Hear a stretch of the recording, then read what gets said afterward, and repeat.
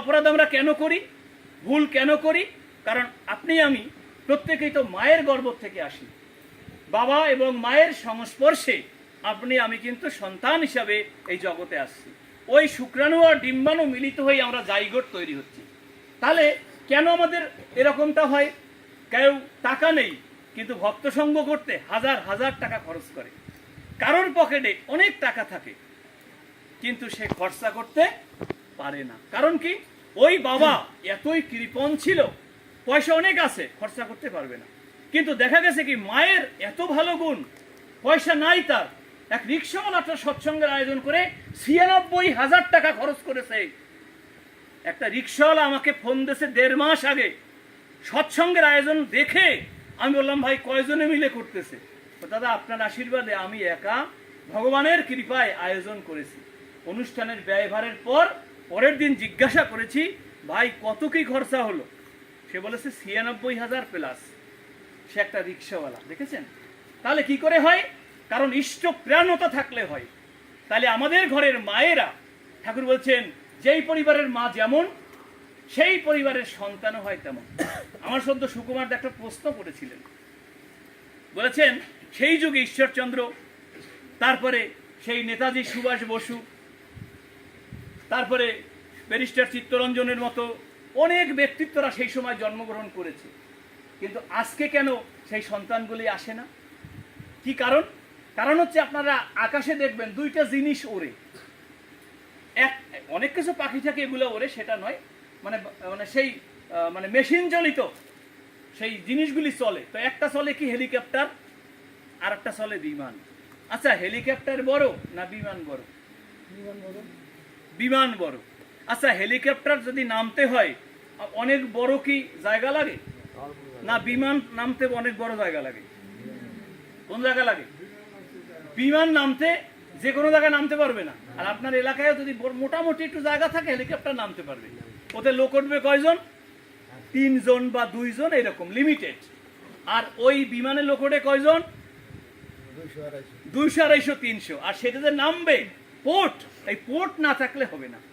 তাহলে ওই যারা অল্প বুদ্ধি সম্পন্ন মানুষ, সেই অল্প বুদ্ধি সম্পন্ন লোক আমাদের হেলিকপ্টারের মতন। আর সেই বড় পেটওয়ালা মানুষ, মানে সেই ব্রেইনওয়ালা মানুষ যারা, সেই মায়েদের সেই গুণ বৈশিষ্ট্য, বিয়ের আগে পরলে মেয়ের অন্য পুরুষে ঝোঁকের মন, স্বামী সংসার কিন্তু তারা করতে পারে না প্রায় আপন। তা বিয়ের আগেই তো মেয়েরা অন্য পুরুষে প্রেম দিয়ে দিয়েছে, তাদের গর্ভে কি সন্তান আসবে? ঠাকুর এই সন্তানের ব্যাপারে, সুপ্রজননের ব্যাপারে অনেক বাণী দিয়েছেন। বিবাহের বেলায় কি বলেছে? উন্নয়ন আর সুপ্রজনন এই তো বিয়ের মূল, যেমন তেমন করে বিয়ে ওরে করিস না কো ভুল। উন্নয়ন আর সুপ্রজনন। উন্নয়ন কি? তোমার এই দেহের ভালো রাখতে হবে, দেহকে শুদ্ধর জন্য তোমার বিয়ে দরকার আছে। বিয়ে না করলে হিন্দু সমাজ এমনিই তো ধ্বংস। আপনি জানেন একটা মুসলমানের, কালকে আমি একটা কায়দা করেছিলাম, এই যে কথা হচ্ছে না, এখন তো সারা বিশ্ব চলছে। কালকে আমি একটা কায়দা করে মুসলমানের একটা প্রসঙ্গ ধরে আমি একটা ফেসবুকে কালকে একটা কি দিয়েছি, ভিডিও আপলোড করেছি। মানে কয়েক মিনিটের ভিতরে ৫,০০০ ভিউজ হয়েছে। আমি মনে করি ৭ দিনের ভিতরে লক্ষ লক্ষ হয়ে যাবে, লক্ষ লক্ষ হবে। কিন্তু হিন্দু দেখে কি করে জানেন? সাবস্ক্রাইবও করে না, লাইকও করে না। কেন করে না? কয় উনি দিয়ে টাকা পাই যাইবে। তা আমি দেখো না টাকা পাই তোমার লাভ আছে কিছু? কিন্তু এই যে দেখুন হিংসা, হিন্দু নামের আগে হিতে হইল হিংসা, মুসলমান নামের আগে মত হইল মিথ্যাবাদী, খ্রিস্টান নামের আগে এরা খাম খেয়াল খুশি মতো চলে, বৌদ্ধ নামের আগে এগো বুদ্ধি বেশি। তাহলে দেখবেন মুসলমানরা কত ফাইন, ঐক্যের ব্যাপারে একটা কথা বললে সবাই ছুটে যায়। হিন্দু কিন্তু তা আসতে পারে না। হিন্দু যেখানেই যাবে ওই একটা ত্রুটি তারা ধরবেই। তাহলে পরম দয়াল ঠাকুর বলেছেন অন্যকে বড় করবি যত, নিজে বড় হবি তুই। বড় হওয়ার একটাই তুক, এইটি ছাড়া নাইকো দুই। তাহলে বড় হওয়ার উপায় কি? এক দাদা অনেকদিন আগে বলেছে, দাদা আজকে সৎসঙ্গে তোমার কথাই বলে যারা, তোমায় মানে না, তোমায় পাওয়ার আনন্দ কি তাই তো জানে না। একদিন সৎসঙ্গে গানটা হয়েছে, আর একবারের এক দাদা আমাকে অনুষ্ঠানের আগেই গানটা গাইতে বলেছে, কিন্তু যে কোনো কারণে অন্যান্য গান আমি করি, ওই গানটা কিন্তু করা হয় নাই। কিন্তু আমার খুব ইচ্ছা ছিল যে কোনো একটা সৎসঙ্গ পেলেই গানটা করবার, উনিও আজকের সৎসঙ্গে উপস্থিত আছে, তো ওনাকে দেখেই সেই গানটা কিন্তু করে দিলাম। তার মানে কি? তার মানে হচ্ছে যে আমাদেরকে পরিশুদ্ধ জীবন যাপন করতে হবে। একটি মেয়ে যখন ছোটবেলা থেকে বড় হয়, একটা ছেলে যখন ছোট থেকে বড় হয়, আমরা কি তাদেরকে শিখাই? সনাতন ধর্মের এমন কোনো বিধান নাই যে বিধানের ভিতরে সন্তান পরিচর্যার কোনো সিস্টেম আছে। খালি গল্প করছেন, 3 ঘন্টা ধরে পাঠ করছেন, তার মানে কি আমি ছোট করছি? না, আমি করছি না। কিন্তু আমার ঠাকুরের কথা শুনলে যে আপনি এক্সাইটেড হচ্ছেন। যুগ পুরুষোত্তম পরম প্রেমময় শ্রী শ্রী ঠাকুর অনুকূল চন্দ্র, তিনি কাউকে ছোট করেন নাই, কাউকে তিনি অবজ্ঞা করেন নাই, বরং তিনি বলেছেন কি, পেরেডিতে বিবেক নাই যাহাদের, রসুল বলে মানে উপকারীর শতই গোলাম, মরেও যদি প্রাণে।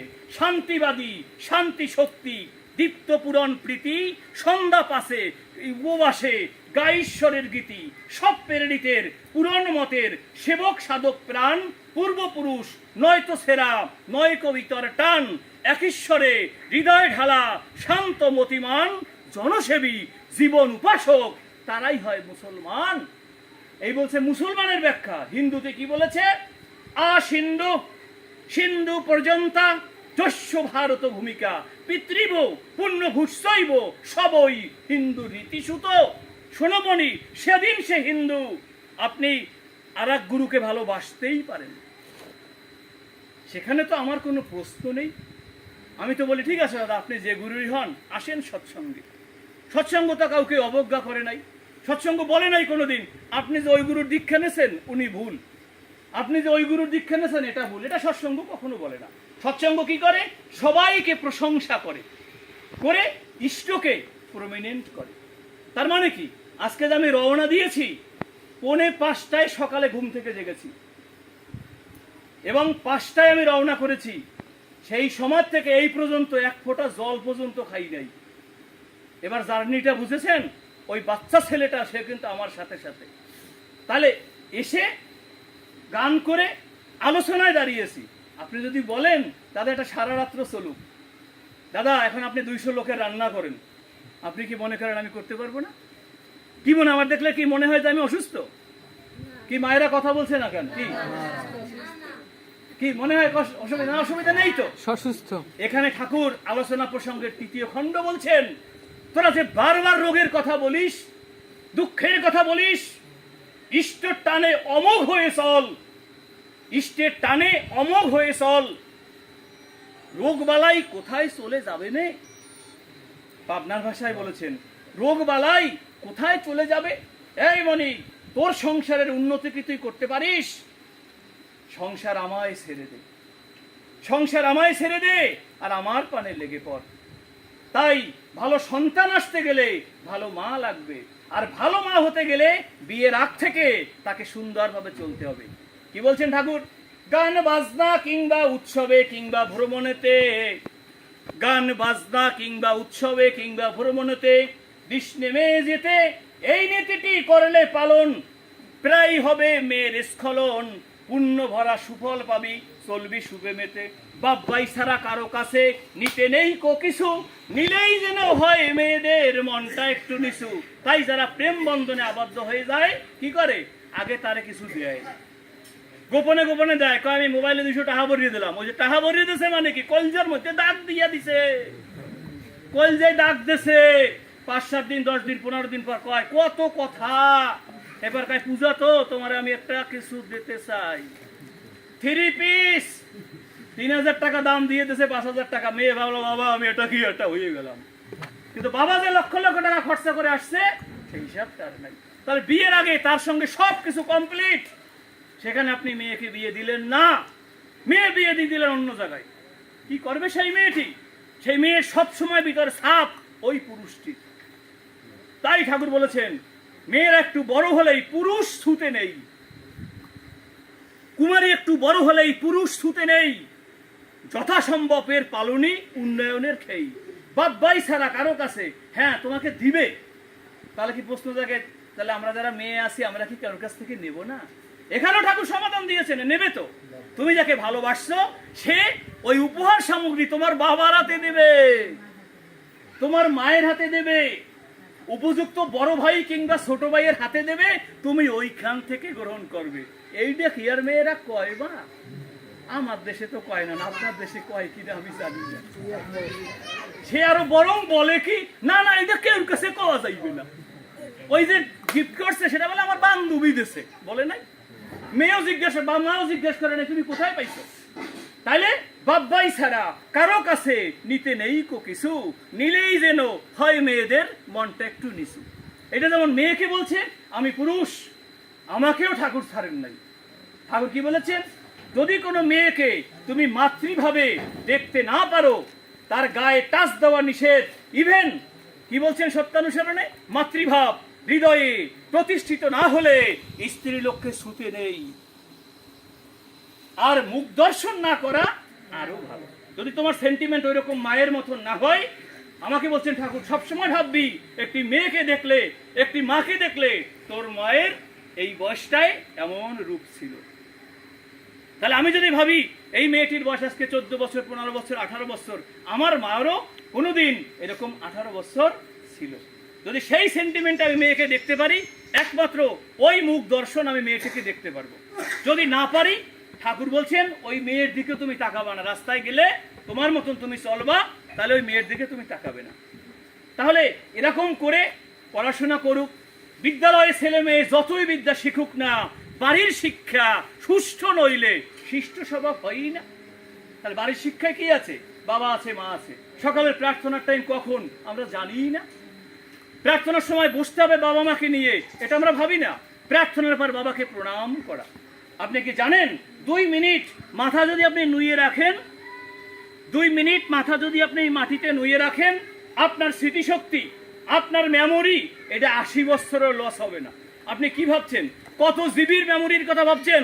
ওরকমের আরো হেভি হেভি জিবি দিয়া আপনার এই ব্রেনটা ভগবান তৈরি করে দিয়েছেন। কারণ জিবি যারা তৈরি করেছে তারাও তো মানুষ। তাহলে এই মানুষের মেমোরির ভিতরে কি আছে, সেটা আপনি কি করেছেন? সেই মেমোরিগুলি দিন দিন অকর্ম কুকর্মতে আপনি ধ্বংস করেছেন। তাই ঠাকুর কীর্তনে বলেছেন অধর্ম কুকর্ম করো রে, তাই না? অধর্ম কুকর্ম বেশি করে করো রে, ও ছাড়ো রে। আমার মনে থাকে না, আমার বয়স হয়েছে, ঠিক আছে? তাইলে হ্যাঁ, মেমোরি লস হয়েছে, নীলিমা বলছি। তাহলে আমরা কিন্তু প্রার্থনা বলেছি অধর্ম কুকর্ম ছাড়ো রে। তাই প্রতিদিন প্রতিনিয়ত দেখেন এই কথা কিন্তু জয় রাধে রাধে কৃষ্ণ কৃষ্ণ গোবিন্দ গোবিন্দ বলো রে, এই কথা কে লিখেছেন? এই গান লিখেছেন শ্রী ঠাকুর অনুকূল চন্দ্র। কে শুরু করেছে? বাপ্পি লাহিড়ীর সেই বাবা অমরেশ চক্রবর্তী, তিনি করেছেন। বাপ্পি লাহিড়ীর বাবা তিনি এই গানের সুর করেছেন। করে ঠাকুর বলেছেন এই গানের সুর দিয়ে আর যেন কোনো গান রচনা করা না হয়। তাহলে ঠাকুর জানতেন তার এই সৎসঙ্গ আজকের বিশ্বের কাছে সমাদৃত। কেন আজকের এত কম সময় এত বিস্তার লাভ করেছে? কি কারণ? এইটা আরো 100 বছর যাক হয়তো আপনি দেখে যেতে পারবেন না, কিন্তু আপনার পরবর্তী জেনারেশন তারা বুঝবে, তারা বুঝতে পারবে আমার এই সৎসঙ্গ কি। তাই বহু মানুষ বিভিন্ন দেশ বিদেশ থেকে ঠাকুরের কাছে এসেছিলেন।